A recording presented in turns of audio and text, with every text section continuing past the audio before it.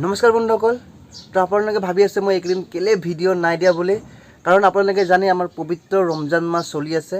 তো ৰমজান মাহ চলি থকাৰ কাৰণে মই ভিডিঅ' বনাব নাই পৰা। আৰু মই আপোনালোকে মোৰ চেহেৰা চাই গম পাইছে চাগে।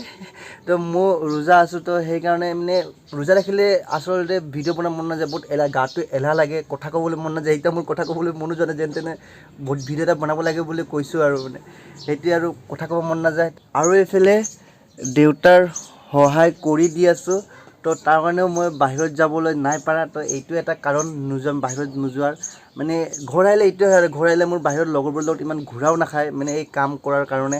তাৰ বেছিদিন নাই আৰু এইকেইদিনৰ ভিতৰতে আৰু এইটো পানটো অহা বন্ধ হ'ব। তো বন্ধ হ'লে আৰু মই ভিডিঅ' বনাব পাৰিম।